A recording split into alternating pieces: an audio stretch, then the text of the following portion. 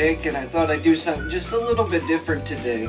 I did a video talking about how this holiday season I'm not really sure that I want to buy an Xbox One or a PlayStation 4, but that I actually would prefer to go backwards and see maybe some of the consoles that I've missed.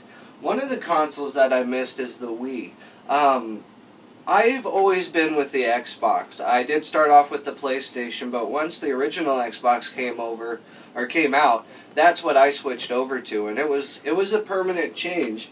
So even when the Wii did come out, I didn't jump on board. I wasn't. I saw the motion control and I saw all of that, and I did kind of what the typical fanboy does, because without the actual controller in the Wii steering wheel, which is what this is, I don't want to talk about this game, but when you just look at the Wii this by itself, and you look at this, as the fanboy, I was kind of going like, this is weird looking and just a bunch of plastic. How could this actually pull you into the game? But now that the Xbox One has come out, and it's kind of left me going, I don't really want one. I really think that I'm covered with my 360. I love the games that are still coming out for the 360.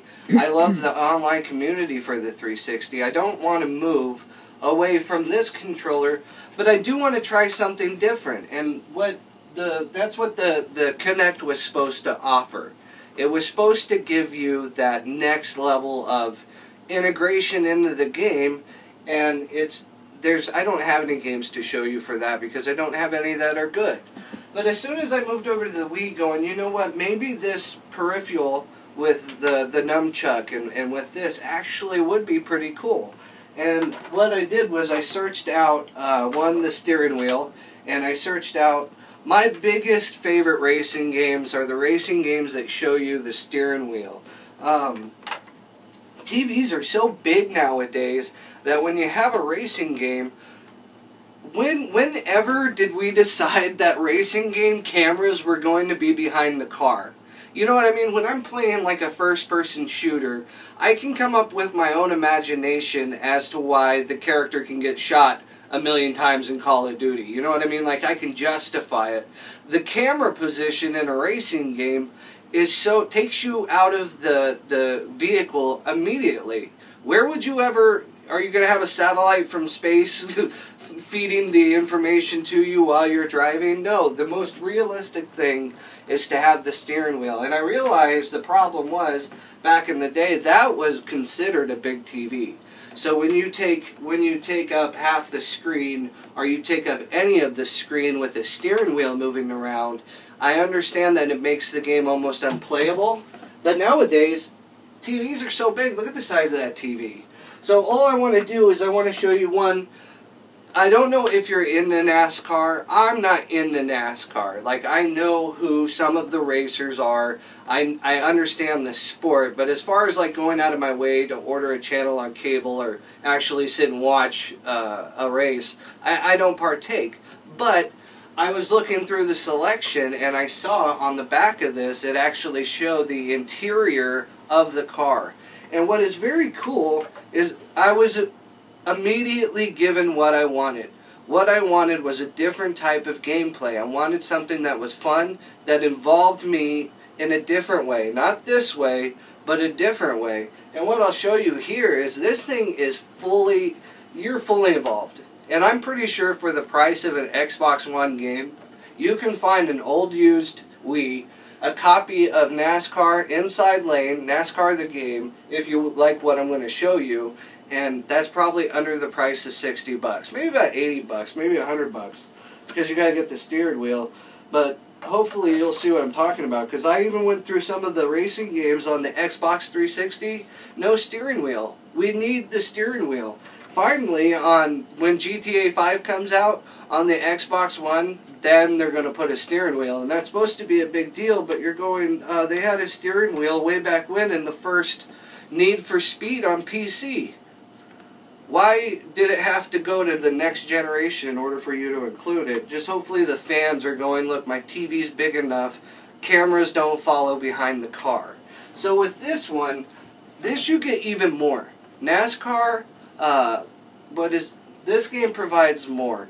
What you're gonna see is, I'm gonna start the race. This is the first race. You have your qualifying, you have your practice, and then you have race day, which is really cool. But you also have somebody in your ear telling you where other cars are, which is really, really cool, because in NASCAR you'll see, when you play a game like Grand Theft Auto or you play a game like Need for Speed, you ram into other cars. It's not a big deal.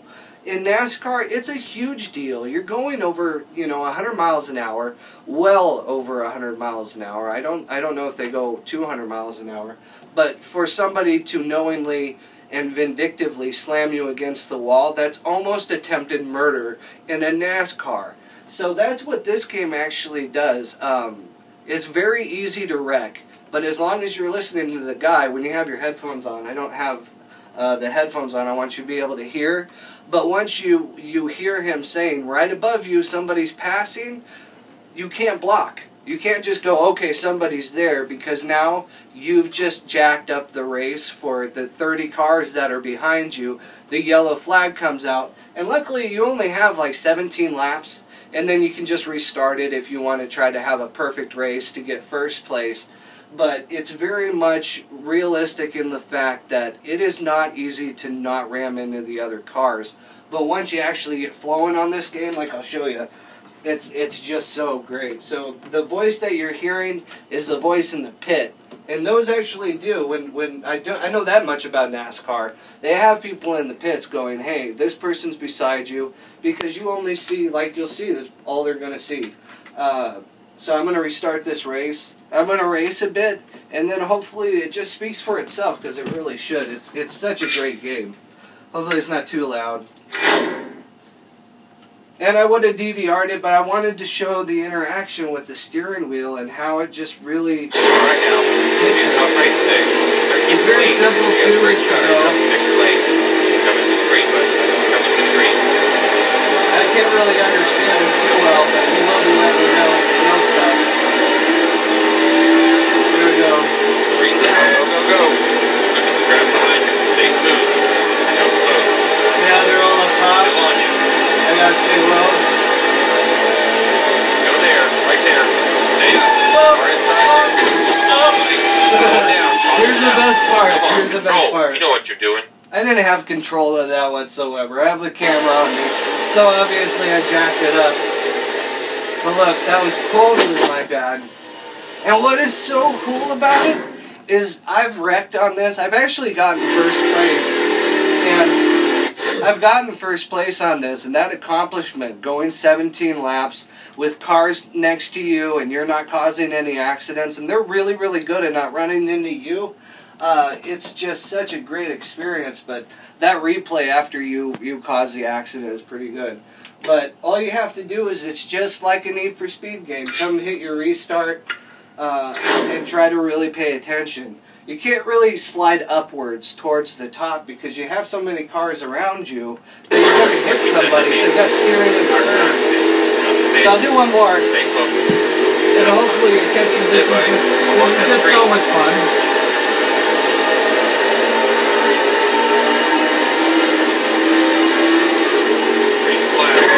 Green.